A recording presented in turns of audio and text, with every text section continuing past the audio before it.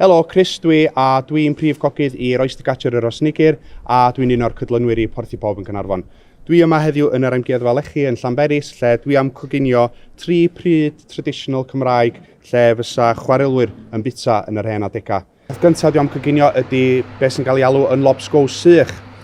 A efo fo fel cig, dwi'n mynd i gael tamad bach o porc sydd wedi ciwrio'n sych gyn castell llaw yn Brecon.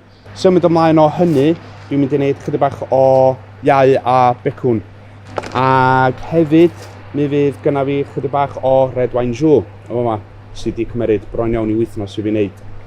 Ar ôl hynny, dwi'n mynd i wneud rhywbeth reit syml mae pob yn gallu wneud adra. Fagot a pys.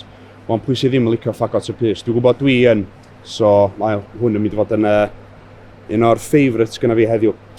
Reit, let's go. So, benau gynta ydy yr faggots. Reit hawdd i wneud. Rhaid chydig bach o'r mint fewn i bowlan a rhaid chydig bach o ionod sydd wedi cael ei torri fyny man. Os ydych chi'n nabod fi, wrth gweithio efo fi, ydych chi'n gwybod bod fi licio lot o chives a gyda fi ddigon o hwnna fyma. Ar ben hynna hefyd, gyda fi llwyth o spring onion a mae un i gyd wedi torri'n man. Un o'r pethau pwysica eraill yn mynd efo hein ydy digon o halan. Ond beth sy'n bwysig hefyd o ran blas i fi ydy digon o garlleg. A'r cynnyrch lleol Cymraeg ma'n anhygoel. Beth i chwilio faint o lwcus da ni'n gael fath beth. Ar ôl mixio bob dim i fewn at ei gilydd, a ni rwlio nhw fewn i peli bach. Faint o peli bach newch chi wneud? Wel, mae yna dyfynu faint o baris da chi rili, ond os ydych chi fath i fi, newch chi wneud lot o'n nhw da. Yn y twb bach yma, mae gennym fi ddipyn bach o pys, sugar snaps a tu fewn i'r sugar snaps. Wan, mae hein yn variety bach neis o'r pys gennym fi, i fynd efo'r faggots. Ac ar ben hynna, gennym fi chydig bach o pea piwre dwi wedi wneud hefyd. A mae piwre yn mynd efo wbath. Felly yna rai hwn i fewn i'r dŵr. So, beth dwi wedi gwneud ei fewn i'r badall ydy, dwi wedi rhaid bach o greaseproof paper. So bod o'n sticio i'r badall. A dwi wan yn coginio fo ar tymeredd o 240. So, gres uchal iawn. Tamad bach arall o garlleg i fewn efo'r pys. So, da ni wedi cael y porc yma heddiw gyn pobl sy'n cyfnogi ni lot efo prosiect cymunedol gyda ni yn Gaernarfon, Porthi Pawb, Castell Llaw. Mae'r math o'r porc yma yn unique i Gymru a mae'n un o'r rhesymau pam dwi'n licio defnyddio fo. Mae'r blas yn ffantastig da.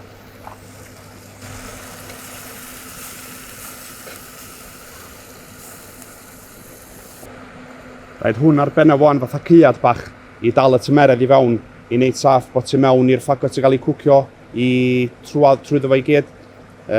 A tro dwi disgwyl am hynny, a ddechrau cwcio'r cysio fyny'r red wine joux. Chydig bach o menyn fewn i badall glân wedyn i roed y pys yn ôl i mewn, i gael troi fo fewn chydig bach o menyn. Mae hwn jyst yn adio i'r blas, pwy sydd ddim yn licio menyn.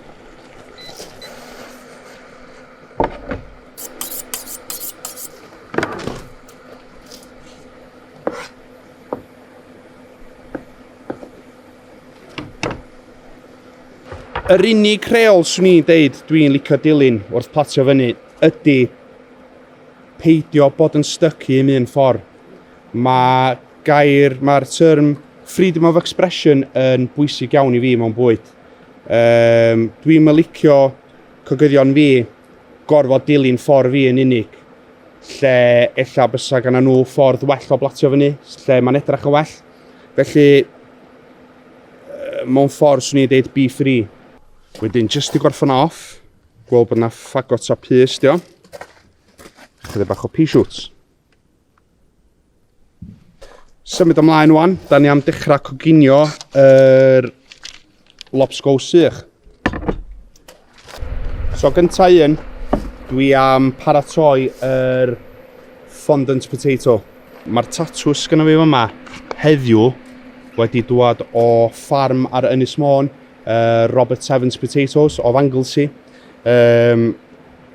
Allai ddim bigio fyny'r tatws yma mwy na beth dwi'n neud trwy gwaith. Mae'n briliant o tatws. Mae o mor versatile, da ni defnyddio fo chips, mash, ac pen da ni'n neud pethau special iawn fatha ein tasting menus ni. So, na ni ddisgol am yr fondant potato cwcio, be nawn ni, dyna ni reid yr tamad o'r bacon steak mae fewn hefyd. Ga hwnna allan o ffordd.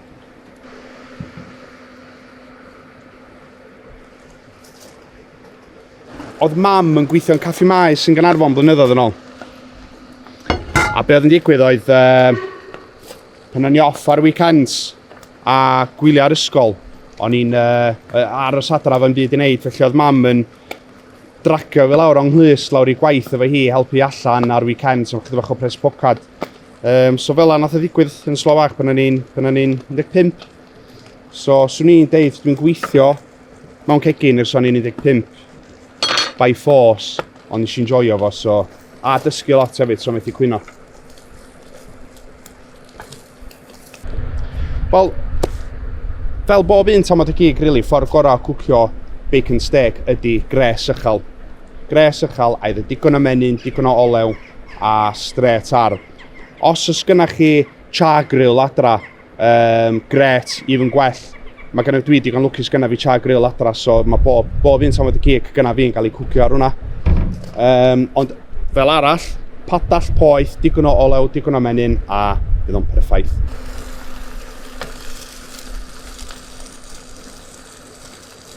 Yna'r rheswm pam nes i ddefnyddio lobscows sych heddiw i Goginio ydy dros un o'r wythnosa o'r cyfnod cloi. Mi nathon ni'n porthi pawb yn gwneud lobscows i'r pobl yn Gaernarfon. Ath o lawr y rili da, nath pawb enjoyo fo. Felly, pam ddim nid o heddiw de?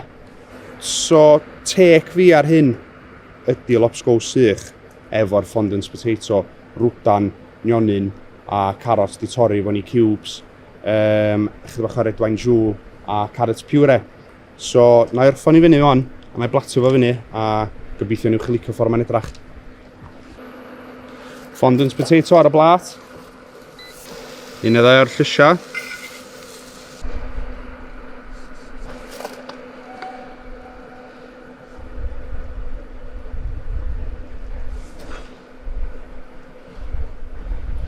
So, yn yr oyster catcher lle dwi fel arfer yn Goginio, da ni wwan yn gwthio i dechrau coginio bwyd o math fel hyn.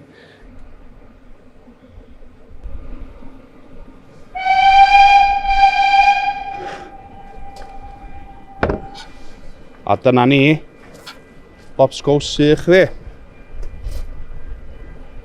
Reit, nesa dwi'n symud ymlaen i'r part gora i fi, yr iau a bacon. Pwy sydd ddim yn licio iau a bacon? Gafel yr iau anygol ma. Rhaid yn y blawd. Os dyda ni ddim isio hwn sticio yn y badall. Swn i'n deud bod iau a kidneys a offal a bob math o dal yn poblogaeth. Mae yna lot iawn o bobl, mawr iawn o bobl yn defnyddio fo. Mae'n reit hot, mae'n dibynnu ar llydan ni fyd. Swn i'n gallu rhaid iau ar bwydlan yn un lle, a wedyn lle arall, chydig o milltirodd lawr o lôn, fydd o'n boblogaeth uffernol. So mae'n anodd deud, ond o brofiad fi, mae dal yn cael ei defnyddio lot. Wan, da ni'n adio'r bacon.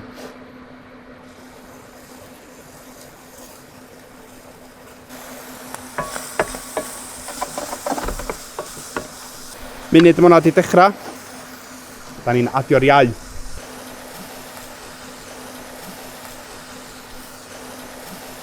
Digon o halan ar y iau. Ond mae digon o halan yn bwysig. So'm llawer o blas iawn ar y iau. Blawer blas mowr hiar na nhw, ond mae'r halan yn complementio fo lot, so mae'n bwysig halan bob tro fi iau. I gael enjoyo fo de. So, dwi wedi bod yn brysur iawn dros ychydig o misoedd dwytha ers dechrau y cyfnod cloi, lle dwi wedi dechrau yr prosiect cymunedol Porthi Pawb yn Gaernarfon. Wan, be da ni'n neud efo Porthi Pawb ydy, da ni wedi bod yn coginio a dosbarthu bwyd parod i pobl henod a bregus yn Gaernarfon. Ers dechrau y gwyliau rha, da ni hefyd wedi bod yn neud Porthi Plantos, lle da ni wedi bod yn dosbarthu bwyd i'r plant y dre. Wan, fyny at bythefnos yn ôl, nathon ni coginio a dosbarthu fyny at 950 o pryda i oedolion henod o bregus ag plant. Wan, dwi'n methu cwylio fath beth, mae'r tîm gyna ni wedi bod yn gweithio a wneud hyn yn anygol. Fysa dim o hyn wedi gallu digwydd heb yr tîm gyna ni. Felly mae diolch mowr iawn yn mynd iddyn nhw. Nesa, da ni am coginio chydig bach o mushrooms. Wan, mae mushrooms yn wbath sy'n complementio iau a bacon iddo fi. Pwy sydd ddim yn licio chydig bach o bacon a mushrooms yn bora. Dwi'n licio fo gormod, dwi'n meddwl.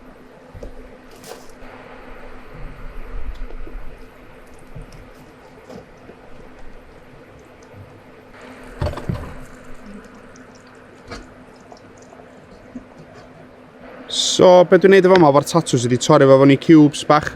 A be di hwn ydi, just tamad bach o fondant potato oedd gyda fi dros ben. Wan, meddwl yn sydyn ar yn rhaid efo yma wan. O'n i'n meddwl, swn i'n licio chydig bach o datws efo'r iau. So, torri tamad bach o fondant. Llecho fo yn o dŵr poeth. Chydig bach o halan iddo fo. Perffaith.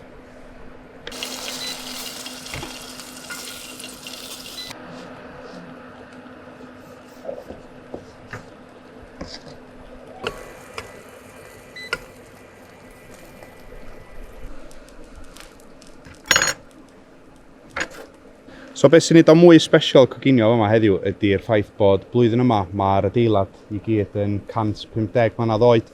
Wan, allai'n meddwl sydd oedd bywyd adegau yna yn bita'r bwyd fel un yn ei hen ffyrdd. Ond dwi'n meddwl bod y ffaith bod fi yn cwcio yr bwyd yma yn yr adeilad yma sydd yn 150 mlynedd oed blwyddyn yma yn really special. So ia, jyst gobeithio bod fysa'r pobl yr adag yn licio'r bwyd dwi'n cwcio heddiw de.